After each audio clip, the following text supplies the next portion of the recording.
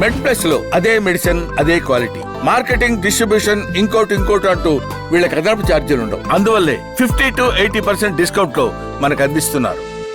Doctor గారు, ఈ liver cirrhosis అంటాం యాక్చువల్గా పూర్తిగా పాడవడం అని చెప్పేసి. సో మనకు లివర్ పాడవుతుంది అన్న సంకేతాలు ముందుగా వస్తే మనం జాగ్రత్తలు తీసుకునే అవకాశం ఉంటుంది. కాబట్టి మీరు కొద్దిగా అవగాహన పెంచే ప్రయత్నం చేయండి.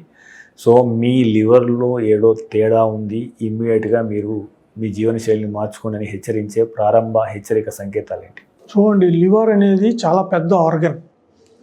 దానికి రీజనరేటివ్ కెపాసిటీ అనేది చాలా ఎక్కువగా ఉంటుంది. సపోజ్ మీకు సగం లివర్ తీసేసామనుకోండి, లివర్ డొనేషన్స్ జరుగుతుంటాయి, సగం లివర్ తీసేసామనుకోండి, ఆ liver within 3 months full normal సైజ్కి వచ్చేస్తుంది.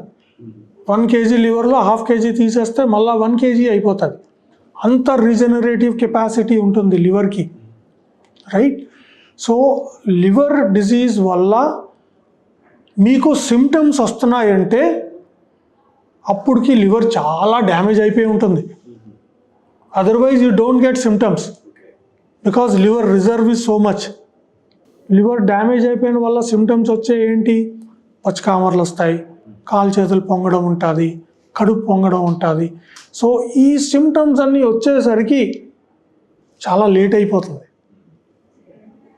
Liver is already damaged, right? So నార్మల్గా ఇవాళ రేపు హెల్త్ క్యాంపులు, హెల్త్ స్క్రీనింగ్లు అన్నీ చేస్తుంటారు. సో దానివల్ల చిన్న బ్లడ్ టెస్ట్ చేస్తారు, లివర్ ఫంక్షన్ టెస్ట్ అని, అల్ట్రాసౌండ్ స్కాన్ అని. సో దాంతోనే మనకు తెలిసిపోతుంది లివర్ ఎట్లా ఉంటుంది అని. సో స్క్రీనింగ్ చేయించుకోవడం బెస్ట్. సిమ్టమ్స్ వచ్చేదాకా వెయిట్ చేస్తే it will be very late, where we can't do any intervention at that time. So అంటే పూర్తిగా లివర్ సిరోసిస్ వచ్చినప్పుడు లివర్ ట్రాన్స్ప్లాంటేషన్ లాంటివి చేస్తూ ఉంటాం కదా డాక్టర్ గారు. సో అది ఎంత క్లిష్టమైన ఆపరేషన్, అదే రకంగా దానికి ఎంత ఖర్చు అవుతుంది, అది ఎవరికి ఉపయోగపడుతుంది, ఎవరికి చేస్తారు? లివర్ ట్రాన్స్ప్లాంటేషన్ అనేది ఎప్పుడు చేస్తామండి? When the liver is completely damaged. మనకి కొన్ని స్కోర్స్ ఉంటాయి, క్యాల్కులేట్ చేస్తాం. దానివల్ల మనకి ఏం తెలుస్తుంది? This patient without liver transplant ఇంకా 6 months నుంచి 1 year లోపల దాకా కూడా బతకలేడు.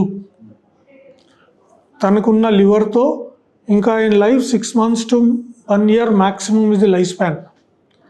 అట్లా టైంలో we advise them to go for liver transplant. So liver ట్రాన్స్ప్లాంట్కి యాక్చువల్గా ఎంత సమయం పడుతుంది సార్? యాక్చువల్గా ఎంత ఖర్చు అవుతుంది?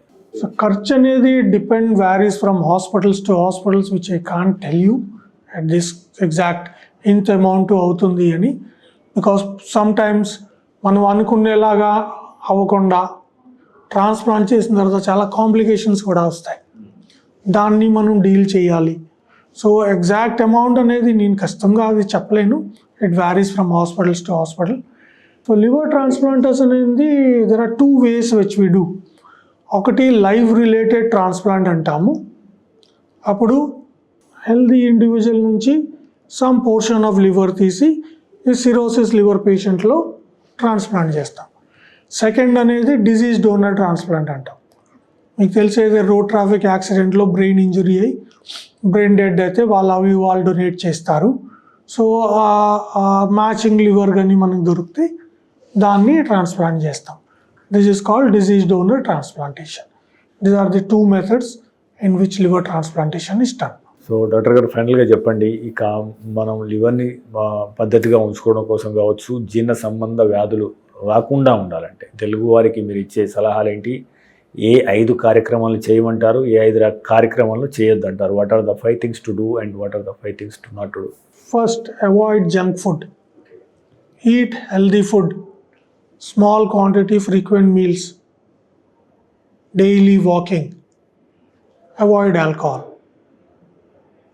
These are the lifestyle measures which will keep you away from all the disease, not only liver disease.